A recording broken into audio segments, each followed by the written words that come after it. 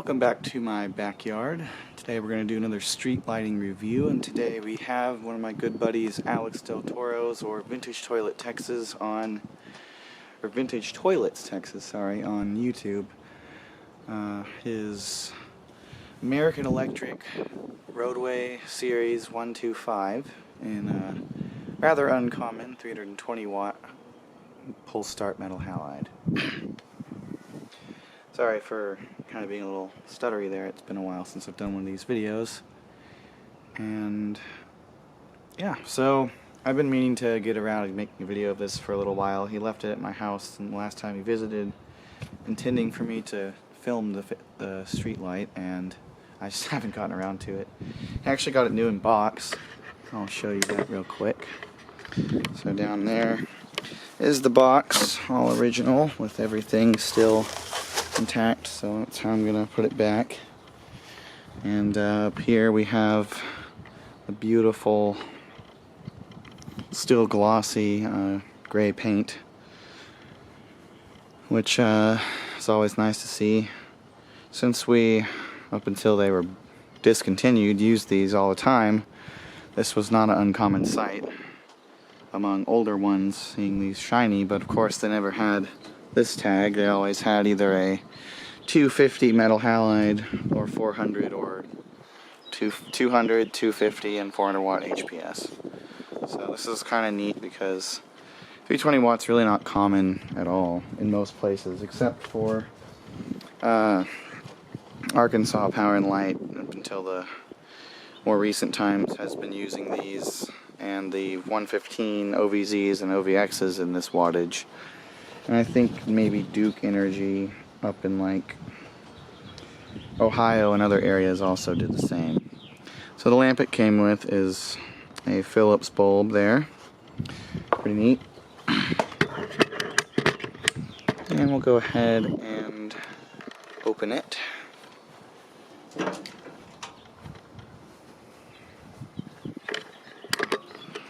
And show you inside. So one of the things I don't understand is why it came with an ED28 lamp, and also furthermore why the socket is set to the ED37 position for a larger lamp. So that's kind of dumb, but I decided not to alter it because it's not my light, and it was made in April of 2018, which is pretty cool. So it's a somewhat recent fixture. Has the typical AEL ballast there. I guess I remember right, it's supposed to be made by Advance. Oh, the little styrofoam's blowing away. Uh-oh. It's a 120 to, I guess, I don't know where is the tag. Maybe it says it right there. Yeah, 120 to 277. There we go. So you got your capacitor there and your little igniter, obviously. And at this point, these weren't made particularly well.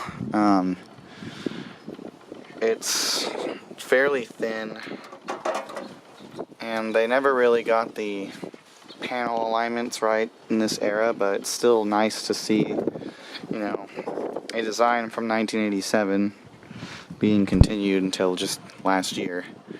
So, or really late 2023, I think, is when they got rid of these.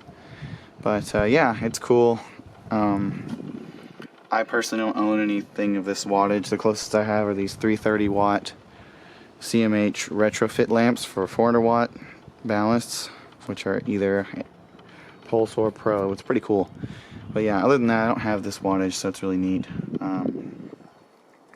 Like I said, I don't know why they put a smaller bulb in here, but that's what it came with. And the only other thing I have that could run in this is one of those CMH bulbs, and technically speaking, it's not exactly designed for these ballasts, so it's a little underdriven when it's ran on these, even though the wattage is pretty much the same. It's weird. So I can kind of show you what I mean by the panel alignment here. So for whatever reason, the newer ones have this strange, like the top housing is not as formed with the door as the older ones were. I don't know why the hell that is, but it's just, yeah, so you can kind of see that extra gap there. That's just how the newer ones are. I don't know. I mean, I've seen this on, when I've been taking pictures of these out in the wild, and that's just the way they all are, so I don't know if something changed with their casting or what, but it's rather weird. So even though it's the middle of the day, we're going to still fire it up. And then behind, as you can see, there's that OV10IB. That will be the next video I make before I take it down. I'm tired of leaving it outside. So here goes nothing. And you can even see that because of how high this camera is. Hold on. There you go. There's some light. Maybe, I'm debating on leaving this installed or not. The reason I kind of don't want to is because it's so brand new, and I think if you can see by the clouds behind me and everything, it's springtime here in Texas, which means that at any given point, thunderstorms just roll in and often are quite brutal. Last night's was pretty bad, but we got lucky and didn't get hit by it. Everywhere around me got hail except for where I live. Even within my own town,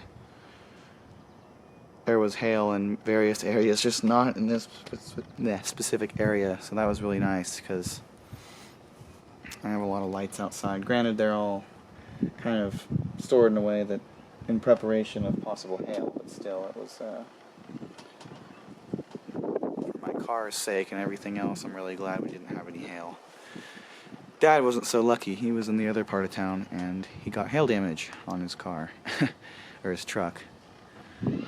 But yeah, it's a little buzzy.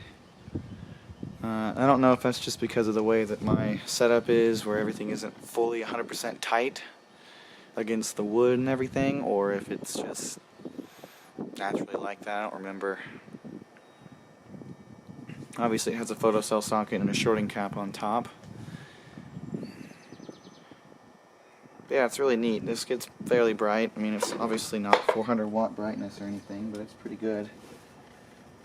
I've actually seen these in Arkansas. Well, I should say this wattage.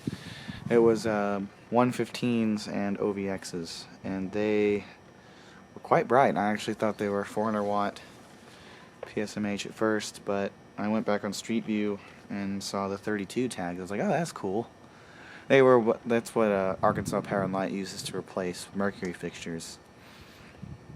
Although they switched to HPS more recently, and I think now they're done with HPS entirely and they're doing LED.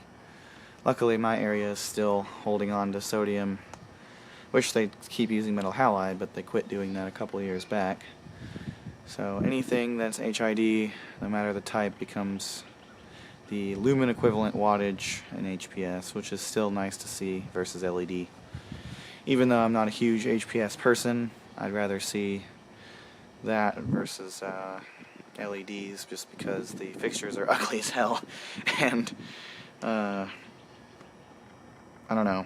I like mixed lighting if it's metal halide or mercury vapor mixed in with other stuff, but LEDs mixed with HPS, I've always kind of disliked that. It looks kind of weird. It's nearing full brightness here, I guess. That is kind of the color it has. It's a very interesting yellow tinted pure white, if that makes any sense at all. Which is pretty typical of a lot of MH of this color temperature. I think it's around 4000 K. I want to say is the... I don't think it says it on the box. Nah, I would never do that. I wouldn't need to know that. Surprisingly, it doesn't. Normally, metal halide bulbs actually do tell you what color temp they are. This one doesn't. The bulb is ironically older than the fixture, although I don't know if it came with a bulb or not. It's possible it didn't, and that's why. That also could be the reason why it's got the small bulb. I'd have to ask Alex. I don't remember if he told me whether this was the bulb that came in the box or not. Some fixtures don't come with anything, and some do. So, hell, I got a Pulse Start 250 watt M250R2 from eBay that was also new in box, and it didn't even come with glass. And it wasn't ordered with glass, it was ordered without it, because sometimes utilities will order the glass in bulk and the fixtures in bulk and just make their combinations, which is why you'll see brand new fixtures installed with the glass that wouldn't have come with it. So yeah, it's about full brightness, I think. I kind of do want to do a video of this at night, but at the same time, I mean, the camera always actually does pretty good, but still, it's just a little better. You see everything on the fixture. So I'm going to go ahead and open it up while it's on. I know y'all probably will like that. Yeah, so like I said, it's kind of this pale, yellowy white color. It's kind of cool. There you go. It's obviously a Phillips lamp. And I like how it has to say the warning. This ballast kit is to be used with pulse start lamps. Guess if linemen don't already know what the red and white tag means, and they don't see that right there and know what that is, then that's the final warning of please don't put probe start lamps in this. Although they don't even have 320 watt probe lamps, so if you're just going by matching the wattage, you would be right anyway. So yeah, I've always found it funny how these reflector sits like that, completely flat. Although it makes sense because that's how it is in the door, but it just looks goofy when the door is closed or open. I mean, English. Sorry, I don't like being in the shot if you can't tell. It's not my thing. So, some people are cool with that, I am not. Yeah, it's really cool to get to have this for a little while. I guess there's really no harm in leaving it up, even though it is new. So that's probably what I'm going to do, because I'd like to mess around with this at night again. Maybe I'll bring my other probe start or pulse start metal halide fixtures back from storage and throw them all up in a row here. Have a 4-way metal halide setup. I just pulled the last 2 fixtures off because I don't know what I'm going to put up yet. I had a Mercury 125 and a Mercury OVY, but the OVY needs a new cap, so I'm not going to make a video of that yet. And then the 125, I need to figure out why the door can't always physically clear the reflector. I got it like that. I don't understand. I mean, sometimes I can get it to close, but other times I can't. That's kind of what I'm saying. Like, these newer 125s aren't that great in terms of like build quality. You can see the casting's kind of thin. There's a lot of imperfections on the casting too, which I never mentioned, but like right here, this whole weird thing. I mean, maybe that is supposed to be there because it kind of does look a little bit like a pattern, but still, it's a little rough around the edges. Well, the other side isn't like that, never mind. So, I'm still glad they obviously made these as long as they did, but it's very obvious that towards the end they stopped caring as much. That's true for a lot of companies these days, not even just with lighting. Cars and refrigerators and so forth are all the same. So, yeah, really not much more else to say about it, except that it looks kind of goofy on this little arm here. Thought that'd be funny to put it on this really short, like 30-something inch arm. I had the OV20, if you remember, on this before. This is actually the arm that came with the OV400 I have. It was sold in this box with it, so looks a little funny with a bigger Cobra head. Granted, the 125 and OV15 are about the same size in terms of length. This is more chunky, but I believe this is a 34-inch Cobra head and those are 32 inches, so not too much of a difference really, except the glass is bigger and stuff and it's wider. But yeah, there's pretty much nothing else I have to say about this light except that it's neat. So without further ado, I suppose this will be the end of this video. Hope you enjoyed, and thanks for watching. I'll try to get more of these videos out soon enough. I just have been busy, plus the weather wasn't so great, but now the weather is nice again, so I'll try to film as many of these as I can. I've got plenty of fixtures that have no videos on them, so stay tuned. Anyways, thanks for watching. Goodbye.